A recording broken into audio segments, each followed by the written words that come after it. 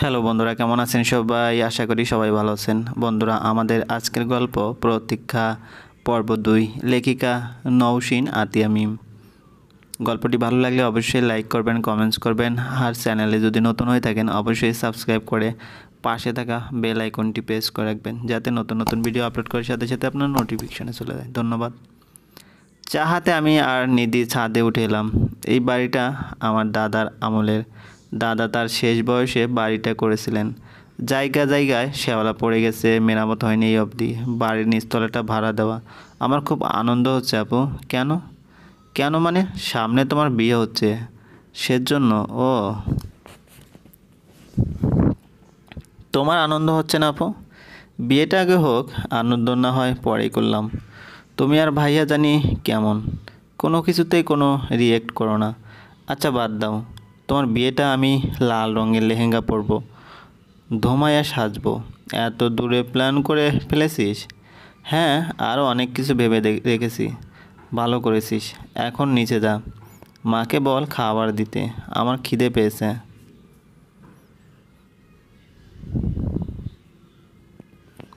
নিধি দৌড়ে নেমে গেল। আমিও ছাদের এক পাশে এসে দাঁড়ালাম। ছাদে আমি 15টা গোলাপের চারা লাগিয়েছি, কিন্তু গাছগুলোতে এখনও অবধি কোনো ফুল ফোটার লক্ষ্য নেই। মনটা খারাপ হয়ে গেল। এতদিনে তো ফুল ফোটা উচিত ছিল। আর কত প্রতীক্ষা করতে হবে। নিধির ডাকে নিচে নেমে এলাম। খাবার দেখে বুঝলাম আসলেই প্রচণ্ড খিদে পেয়েছে। মা পাশে দাঁড়িয়ে যত্ন করে খাওয়ালেন। খাওয়া শেষ করার আগেই আমার স্টুডেন্টরা চলে আসে।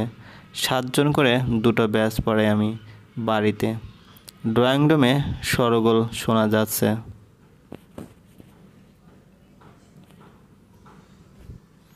আজ পড়ানোর মুড নেই একদমই। ওদের পরের দিনের পড়া দেখিয়ে বিদায় করলাম। 2 দিন পরই বাড়িটা আবার থমথমে হয়ে গেল। যেন আগের চেয়েও একটু বেশি থমথমে করেছে বাড়িটা।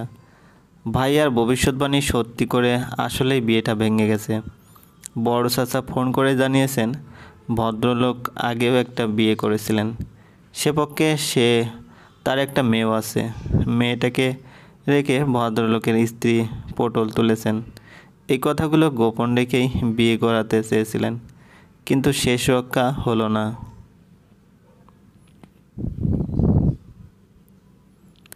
বাবা যেমনটা হইচই করেছিলেন, আবার সেরকমই চুপচাপ হয়ে গেছেন। গম্ভীর মুখে অফিসে যাচ্ছেন, গম্ভীর মুখেই ফিরছেন। মাও মুখে কুলুপ এঁটে কাজ করে যাচ্ছেন। নিধিটাও গুটিয়ে গেছে নিজের মধ্যে। ভাইয়া আগে যেমনটা ছিলেন এখনও তেমনই নিরুৎসুক। কারোর সাথে কোনো কথা নেই। কলেজ থেকে ফিরে বইয়ে মুখ গুঁজে থাকে। আশেপাশে কোনো কিছুই নিয়েই তার মাথা ব্যথা নেই। আমার সঙ্গে ভাইয়ার বয়সের তফাৎ 1.5 বছরের। আমিও একটা হাই স্কুলে জয়েন করেছি কয়েক মাস হলো। এ বাড়িতে ভাইয়া কেবল আমার সাথেই 2-4টা কথা বলে।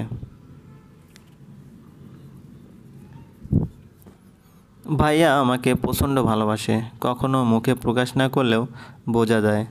আমার গায়ের রং নিয়ে নানাজনের নানা মন্তব্যে ভেতরটা যখন দুমড়ে মুচড়ে যেত, চোখের জলটাকে যখন বাদ মানাতে পারতাম না, তখন ভাইয়াই ছিল আমার আশ্রয়। বোকার মতো হু হু করে ভাইয়ার সামনেই কাঁদতাম। তখন থেকেই ভাইয়া আমাকে শক্তভাবে গড়ে তুলেছে। এখন আর কারো কোনো কথা গায়ে লাগে না, বরং হেসে উড়িয়ে দেই। শ্যামবর্ণ গায়ের রঙটার জন্যই বোধহয় ভালোবাসা কখনো দেখা দেয়নি জীবনে।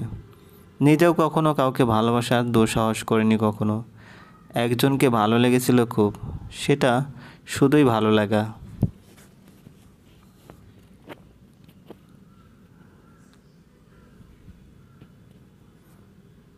এটা কখনোই ভালোবাসা হয়ে ওঠেনি। কিশোরী বয়সে ভালো লাগা। আমি আর নিধি একজনের কাছে বাড়িতে পড়তাম, বাবার এক দূর সম্পর্কের আত্মীয়ের ছেলে। ভাইয়ার সমবয়সী ছিলেন নাহিয়ান ভাইয়া। আমাদের বাড়িতে থেকে পড়াশোনা করতেন। মানুষটার প্রতি অজান্তে একটা টান তৈরি হয়, ভালো লেগে যায়। ভাইয়ার রুমেই থাকতেন তিনি। নানা অজুহাতে তাকে দেখার জন্য ভাইয়ার রুমে আসা যাওয়া করতাম। সে কখনো আমার দিকে অন্য নজরে তাকায়নি, আমার চোখে চোখ পড়েনি কখনো। সে তার পড়াশোনা ছাড়া অন্য কোনো দিকে তাকায়নি কখনো।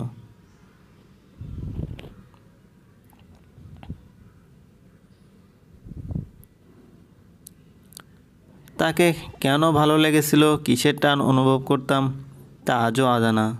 শুধু জানি তাকে দেখতে ভালো লাগতো, তার হাসি, তার ব্যক্তিত্ব আমাকে আকৃষ্ট করতো। তার দিকে লুকিয়ে তাকিয়ে থাকতে ভালো লাগতো। অনার্স শেষ হওয়ার আগে চলে যায় আমাদের বাড়ি থেকে। আমাকে দিয়ে গিয়েছিল একরাশ মন খারাপ। তাকে দেখার সুযোগটা কেড়ে নিয়ে চলে গেল। প্রথম কিছুদিন ভাইয়ের সাথে যোগাযোগ ছিল শুনেছিলাম, পরে নাকি আর কোনো যোগাযোগ নেই।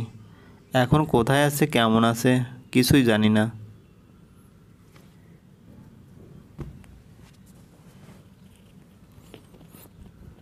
তবে এখনও মাঝে মধ্যে তার কথা মনে পড়ে। তার হাসিটা রাতের ঘুম কেড়ে নেয়। খুব ইচ্ছা হয় আরেকটাবার তাকে দেখতে, তার হাত ধরে কিছুটা পথ হাঁটতে। জানি এসব কেবলই কল্পনা, যা কখনো সম্ভব নয়। সে হয়তো এখন অন্য কারো। আমাকে বিয়ে দেওয়ার চেষ্টা অনেক আগে থেকে হয়ে আসছে। রং ময়লা বলেই অল্প বয়স থেকে বিয়ে দিয়ে দেওয়ার জন্য সবার একটা প্রচেষ্টা ছিল। প্রতিবারই মেয়ের গায়ের রং কিছুটা চাপা বলে ছেলেপক্ষ জানিয়েছে। অনেকে আবার কিছুই জানায়নি। প্রতিবারই নানা আয়োজন করে বাবা মায়ের মন ভেঙে যেতে লাগলো। সেই সঙ্গে বাড়ি জুড়ে নেমে এলো থমথমে পরিবেশ।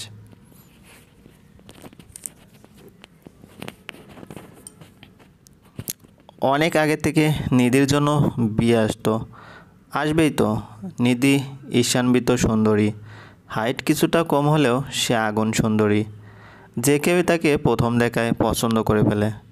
বাবা মাকে অনেকবার বলেছিলাম নিধিকে বিয়ে দিতে। বাবা ধমকে উঠতেন, বড় মেয়েকে রেখে ছোট মেয়ের বিয়ে তিনি কোনো যুক্তিতে মানতে পারেন না। আপু, তোর কি মন খারাপ? ছাদের রেলিং ধরে দাঁড়িয়েছিলাম। নিধি পেছনে এসে দাঁড়িয়েছে। বুঝিনি, মন খারাপ হবে কেন? তুমি মন খারাপ করো না তো, এরা তো প্রতারক। বেটারা চেয়েছিল ভুলিয়ে বালিয়ে তোমাকে নিয়ে যেতে, চাইলেই হলো নাকি? আমার বোন এত সস্তা না যে যে কেউ নিয়ে যাবে। আমার বোনের জন্য রাজপুত্র আসবে। আমি মোটেও মন খারাপ করিনি নিধি। এটা কি নতুন কিছু নাকি? এটা নিয়ে কতবার এমন হলো, তার কি হিসেব আছে? এখন আর মন খারাপ হয় না নিধি, হাসি পায়, নিজের ওপর রাগও হয়। প্রতিবারই একটা মিথ্যা আশা নিয়ে ছেলেপক্ষের সামনে যাই বলে। আমার মনে হয় বিয়ে থা আর হবে না রে। শুধু শুধু বাবা তোকে আটকে রেখেছেন। আমার জন্য তোর সমস্যা হয়ে যাবে। বিয়ে নিয়ে আমি আর একদমও আশা করি না, তাই মন খারাপও হয় না।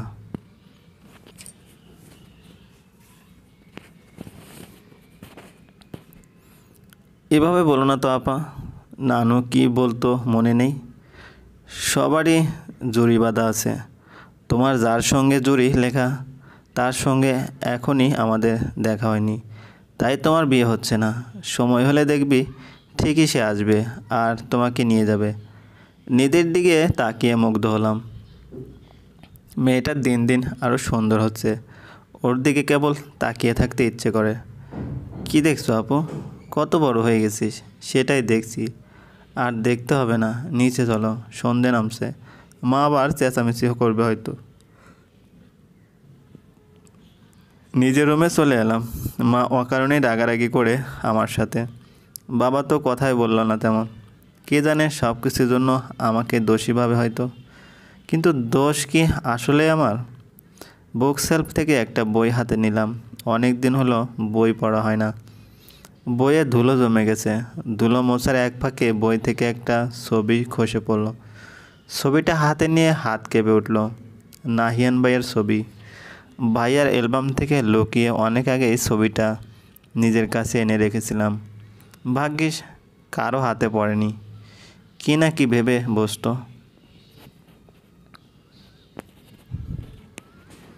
ছবিটা আমার আলমারিতে তুলে রাখলাম।